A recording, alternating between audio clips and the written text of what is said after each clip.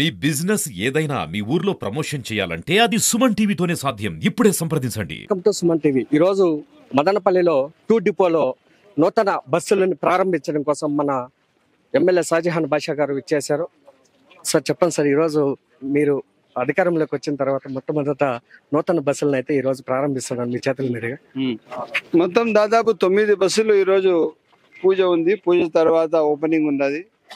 మన కాన్సెప్ట్ ఒకటే, ప్యాసింజర్ ఎవరైతే ట్రావెల్ చేస్తారో వాళ్ళకు బెటర్ సర్వీసెస్ ఇవ్వాలి.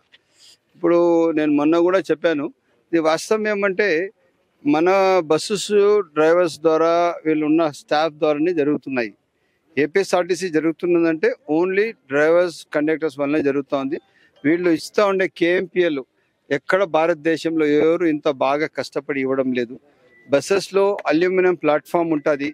ఆ వేడికి వాళ్ళు వాస్తవం చెప్పాలంటే ఎండాకాలంలో వచ్చి చాలా అనారోగ్యం కారణమవుతారు.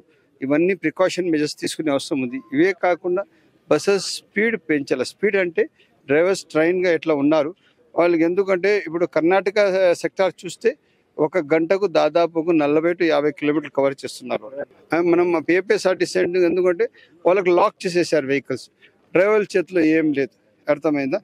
అది కిలోమీటర్ రావాలని చెప్పి. బట్ వాస్తవం చెప్పాలంటే భారతదేశంలోనే బెస్ట్ పర్ఫార్మెన్స్ స్టాఫ్ అంటే ఏపీఎస్ఆర్టీసీ డ్రైవర్స్ అండ్ కండక్టర్స్. ఎందుకంటే వాళ్ళ కష్టము, వాళ్ళ పనితీరు, వాళ్ళ బాధ్యత ఎవరు చేయలేదు. దానివల్లనే ఈ సంస్థ నడుస్తున్నది. సో వాళ్ళ కోసం మనం ప్రికాషనరీ మెజర్స్ తీసుకునే అవసరం ఉంది. తప్పకుండా నేను ముఖ్యమంత్రి గారి దృష్టికి తీసుకువెళ్తాను.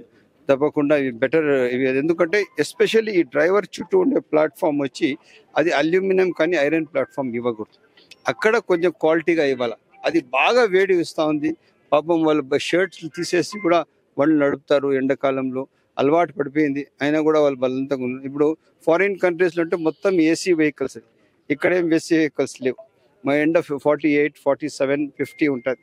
ఇప్పుడు ఇక్కడ నుంచి కడప వెళ్తే కూడా 50 వచ్చేస్తుంది, తిరుపతి వెళ్తే 50 వస్తుంది, చిత్తూరు వెళ్తే 45, 50 వస్తుంది. మదనపల్లిలో ఉంటేనే, మదనపల్లిలో సర్వీస్ నడవవు కదా. ఇక్కడ అనంతపూర్, కర్నూలు, హైదరాబాద్ అంతా వెళ్తాం. సో ఈ విధంగా మనం డ్రైవర్స్ కోసం, కండక్టర్స్ కోసం స్పెషల్ ఇది చేయాలా. వీళ్ళకు రెస్ట్ రూమ్స్ వచ్చి ఏసీ రెస్ట్ రూమ్స్ కూడా కల్పించాలా. ఎందుకంటే ఎక్కడైతే వీళ్ళు హాల్ట్ అవుతారో అప్పుడు వాళ్ళు ప్రశాంతంగా నిద్రపోగలుగుతారు. అప్పుడు మరుసటి రోజు వాళ్ళు లేసి వాళ్ళ డ్యూటీలు పర్ఫామ్ చేయగలుగుతారు.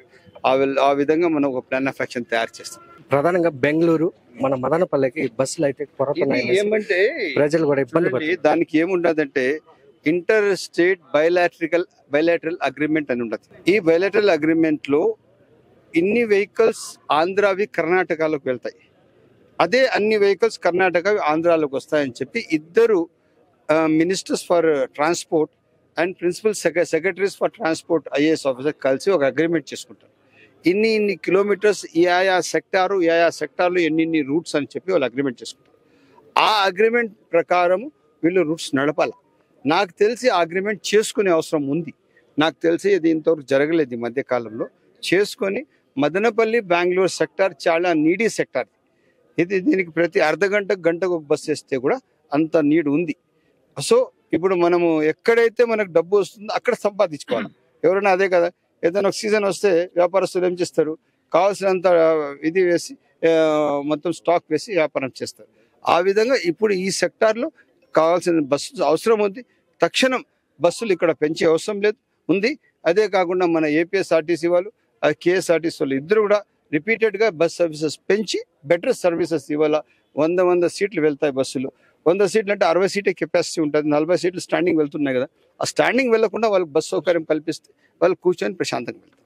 ఇది మన పని, ఇది మనం చేయాల్సిన అవసరం ఉంది. తప్పకుండా నేను ప్రభుత్వం దృష్టి కూడా తీసుకువెళ్తాను, తీసుకువెళ్తాను తెలియజేస్తాను.